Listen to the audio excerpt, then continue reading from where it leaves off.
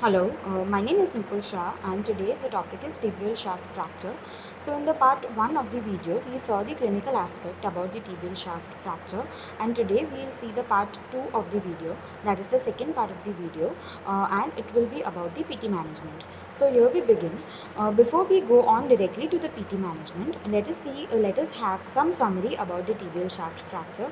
So as we saw yesterday, there are a few parts of the bone such as epiphysis, diaphysis and metaphysis, and for the tibial shaft fracture, which one of the part of the bone is involved is the diaphysis, and so the growth of the bone will not be hampered because metaphysis is responsible for the growth bone and it is not involved in the shaft of the tibia fracture. So this was the X-ray which we saw yesterday. Treatment goals will be mainly of the orthopedic objective, that is alignment and stability, and rehab objective will be range of motion, muscle strength and pain relief. Approximate duration of rehabilitation will be 24 weeks, but it will depend from subject to subject and it might vary. If the patient is having diabetes or any other problem or any other complication, then it might take more than 24 weeks for rehabilitation. We saw the associated injury, and associated injury was about the compartment syndrome. And what was the compartment syndrome? It is that the soft tissue swelling happens and bleeding into the closed compartment, which increases the pressure, and the normal pressure is 0 to 8 mmHg. But if it is 30 mmHg or more than 30 mmHg, then immediate decompression is needed because it is known as compartmental pressure, increase in the compartmental pressure, and the symptoms will be pain, numbness and paresthesia localized. The other associated injury will be embolism, and because of the risk of the fat or pulmonary emboli, the baseline of the ABG, that is the arterial blood gas analysis, has to be done. And there are two types of emboli problem, that is the fat emboli syndrome and the pulmonary embolism. Fat emboli syndrome happens in the acute phase before 72 hours of the fracture, and pulmonary embolism usually happens after the 72 hours of the fracture. So now coming on to the gait. Gait, we all know that in gait there are two phases, that is the stance phase and the swing phase. Which are the muscles responsible for the stance phase, and what we have to do to normalize the gait, that will be covered now. So what is stance phase? We have a few phases in the stance phase, and the first one is the heel strike. And for heel strike, which muscles are responsible? Number one is dorsiflexors. Number 2 is tibialis anterior, and number 3 is extensor hallucis longus. All these muscles have to contract to hold the foot in neutral position during the heel strike. That is concentric contraction of these three muscles should happen during the heel strike. And because of the fracture, there might be possibility that patient will be suffering from pain, especially in the initial phase of the rehabilitation, and there might be reduced range of motion, but we have to use different techniques such as mobilization and stretching to regain the range of motion at least till normal, that is neutral.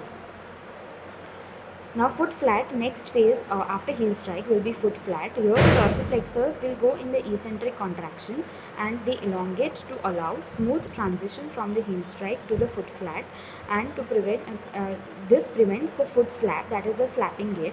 We all know that if dorsiflexors are not working, then foot drop will result, and because of that slapping gait or high stepping gait will be present in the patient because there will be no dorsiflexion which is happening during the heel strike.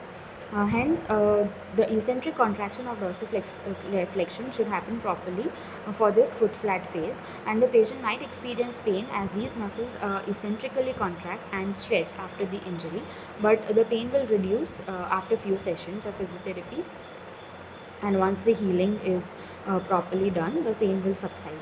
So next phase is the mid stance phase. This phase represents the single limb support because the full weight of the body is borne on the tibial shaft. So full weight of the body will come on the tibial shaft during the mid stance phase, and this will be painful in the initial stages, and it might result in the antalgic gait.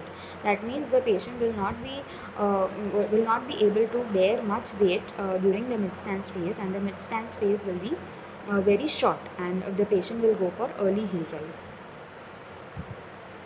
Push-off phase is usually done by the calf muscles, that is the gastrosoleus group, and again pain will be experienced at the fracture site because of the strong contraction of the calf muscles. What is the swing phase? Swing phase will be consisting of three phases: acceleration, mid-swing, and deceleration. And so, which are the muscles responsible for acceleration?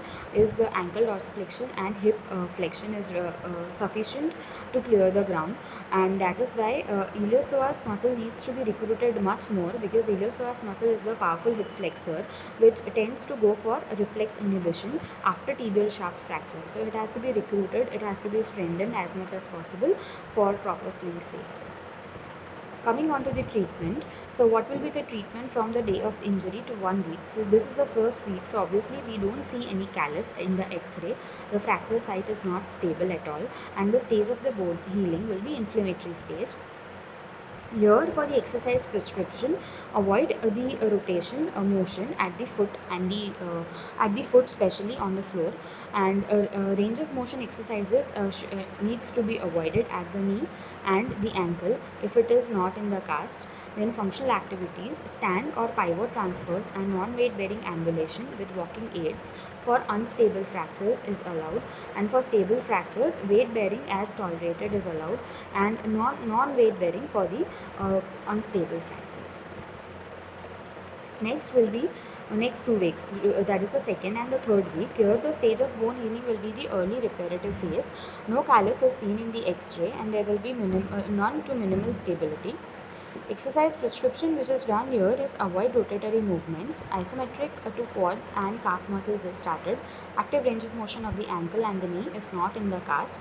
Non-weight bearing is allowed for the unstable fractures, and weight bearing for the stable fractures, weight bearing as per tolerance of the patient. Next is from 4 to 6 weeks. This is the reparative phase and early reparative, beginning of the reparative phase, and so isometric and isotonic exercises are started at the knee and the ankle. Weight bearing is given as per the tolerance for stable fractures, and non-weight bearing to toe touch weight bearing for the unstable fractures. Now from 8 to 12 weeks, here the callus is found in the x-ray, so the fracture site is almost stable, and the remodeling phase has started now. So we can start with the progressive resisted exercises for the quadriceps, dorsiflexors and plantar flexors. We can begin the mobilization, that is grade 3 and grade 4 midline mobilization if the range of motion is not yet achieved by capsular stretching. Better to start the mobilization after 8 weeks because callus is formed properly by this week, and it is not dangerous to give mobilization after 8 weeks. And if the fracture site is still tender, then you have to ask the patient to use assistive devices for ambulation. Thank you.